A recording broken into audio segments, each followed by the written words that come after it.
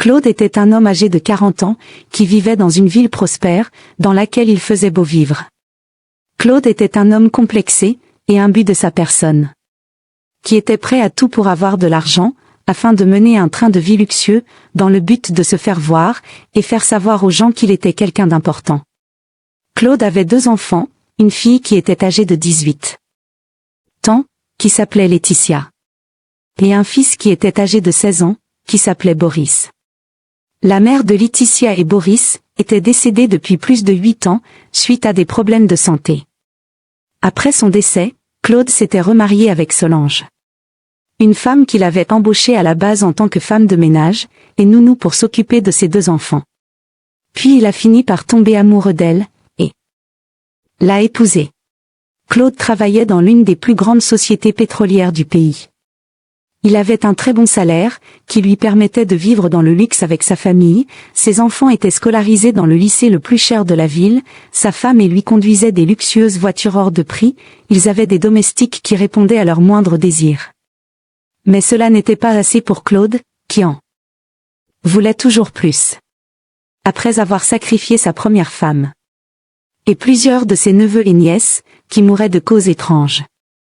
Car Claude était membre d'une secte, notamment au sein de la société dans laquelle il travaillait.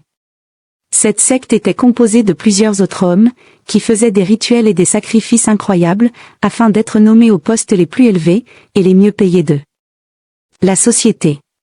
Claude et ses collègues s'envoyaient en l'air entre eux pendant leurs rituels mystiques. Ils faisaient des partouzes. Chacun d'entre eux se faisait démonter par tous les autres collègues. Et c'était comme ça à chaque fois. Mais pour accéder au poste auquel Claude aspirait à présent, qui allait lui permettre d'être payé 5 fois plus que le salaire qu'il touchait à ce moment, les membres supérieurs de la secte ont imposé à Claude qu'il devait à présent s'envoyer en l'air, avec Boris, son fils de 16 ans. Et que tous les membres de la secte devaient également prendre Boris en partouze, lors de tous les rituels. Claude étant un homme qui adorait tellement l'argent, il n'a même pas hésité un instant à accepter cette condition, car il était prêt à faire vivre ce calvaire à son fils, sans aucun remords. Déjà que Claude s'envoyait en l'air avec sa fille Laetitia depuis qu'elle avait l'âge de 12 ans. C'est lui qui a dépucelé sa fille. Et il continuait à s'envoyer en l'air avec elle, à chaque fois qu'il en avait envie. Un jour après avoir pris son fils au lycée, Claude l'a emmené dans un hôtel. Une fois dans la chambre d'hôtel, Claude s'est mis à caresser son fils, en lui disant « Boris, tu sais qu'il y a des choses qu'on ne peut pas expliquer, ne sois pas gêné. Car je suis tombé amoureux de toi. Tu me plais beaucoup, mais je savais pas comment te le dire, depuis tout ce temps. Ne t'inquiète pas, tout va bien se passer. Entre nous. Je prendrai désormais encore mieux soin de toi, maintenant que nous sommes en couple. Tu peux me demander tout ce que tu veux. Je vais te le donner. Déjà je t'ai acheté un iPhone 20 Pro Max. C'est le tout dernier, tous tes amis seront jaloux de toi. J'ai apporté du lubrifiant. Ça va glisser, sans te faire mal. Alors ne t'inquiète pas, et détends-toi. » Puis Claude s'est mis à prendre son fils Boris, par l'arrière. Pendant plusieurs heures. Tout en murmurant des paroles d'incantation. Afin d'aspirer l'énergie de Boris. Boris ne comprenait pas ce qui lui arrivait, il était comme hypnotisé. Au point où il suçait même la saucisse de son père, sans aucun problème. Après s'être fait prendre par son père pendant des heures, à l'hôtel. Une fois arrivé dans leur maison, Boris est allé directement dans sa chambre, il était très triste, et se sentait vidé de l'intérieur. Il avait l'impression d'avoir perdu toute son énergie, et sa virilité d'homme. Il se demandait ce qu'il a fait au bon Dieu, pour mériter ça. Il n'arrivait pas à comprendre comment un père pouvait faire ça à son propre fils. Boris a voulu en parler à sa belle-mère, et sa sœur. Mais en réfléchissant il est revenu sur sa décision, car il se disait que si tout le monde était au courant de ça, cela allait détruire leur famille à jamais. Alors Boris a préféré garder le silence, en supportant la douleur physique et émotionnelle à laquelle il faisait face. Pendant ce temps, Claude qui continuait à s'envoyer en l'air avec sa fille Laetitia, avait fini par l'enceinter. Laetitia était enceinte de 6 mois, de son père. Claude a dit à Laetitia de faire croire aux gens qu'elle était enceinte de l'un de ses condisciples de classe. Ce qui la traumatisait énormément, car Laetitia n'avait même pas un petit ami.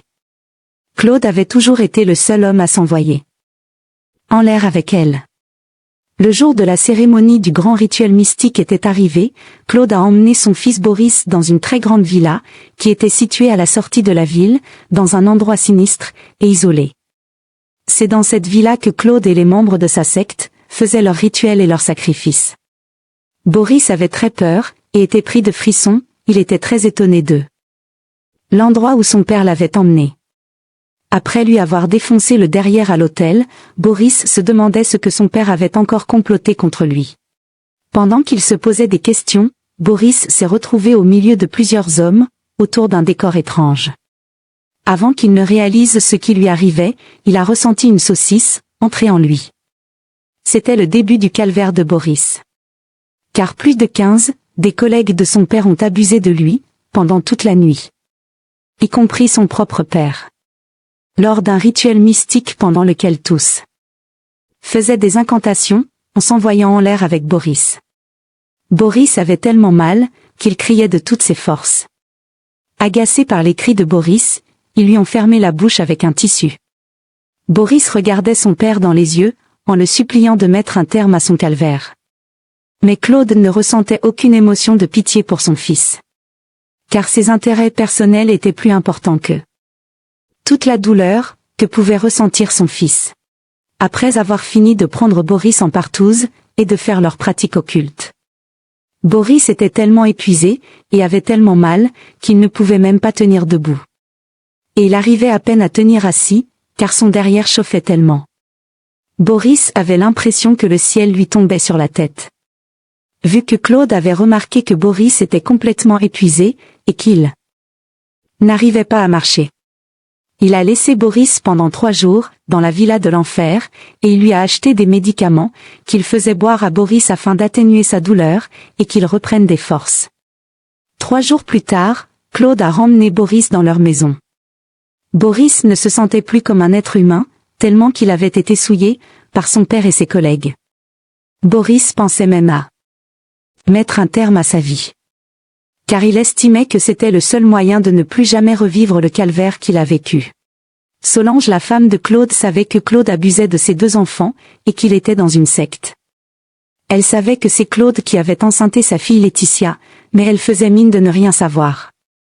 Le comble, c'est que Solange s'était rendu compte que Claude avait abusé de son fils Boris avec ses collègues, et c'est la raison pour laquelle il se sentait mal, et qu'il n'était pas allé au lycée pendant plus de 2 semaines. Mais elle ne s'attardait pas là-dessus, car ce n'étaient pas ses enfants. Lorsque Boris a enfin eu un peu de force, il a décidé de se rendre au lycée afin de changer d'air. Mais une fois au lycée, ses condisciples de classe se sont rendus compte que Boris n'arrivait pas à bien s'asseoir, car en effet, il avait encore mal, et il était assis sur le côté. Certains élèves se sont mis à se moquer de Boris, en disant « C'est sûr qu'il s'est fait défoncer l'arrière. » Et c'est la raison pour laquelle il s'assoit ainsi. Sans savoir que c'était effectivement le cas. Alors Boris s'est mis à pleurer car ça l'a vraiment touché. La professeure qui était présente en classe a demandé à Boris la raison pour laquelle il pleurait. Elle a emmené Boris dans la salle des professeurs. Boris a expliqué à sa professeure tout ce que son père lui faisait subir depuis plusieurs mois. Notamment l'horrible partouze dont il avait récemment été victime par son père et 15 de ses collègues. La professeure était scandalisée, elle n'arrivait pas à croire ce qu'elle écoutait. Elle a essayé de réconforter Boris, et elle l'a immédiatement emmené dans un commissariat. Elle a tout expliqué aux officiers de police, en insistant sur le fait que Claude, le père de Boris, devait être immédiatement arrêté, car c'était un véritable monstre. Quelques jours plus tard, Claude a été arrêté, avec plusieurs de ses collègues. Leur secte a été démantelée, et exposée.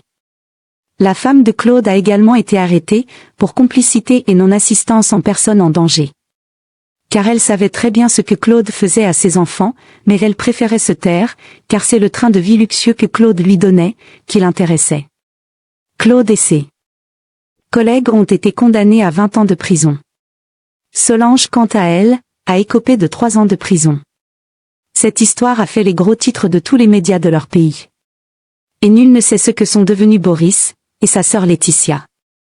Que pensez-vous du comportement de Claude?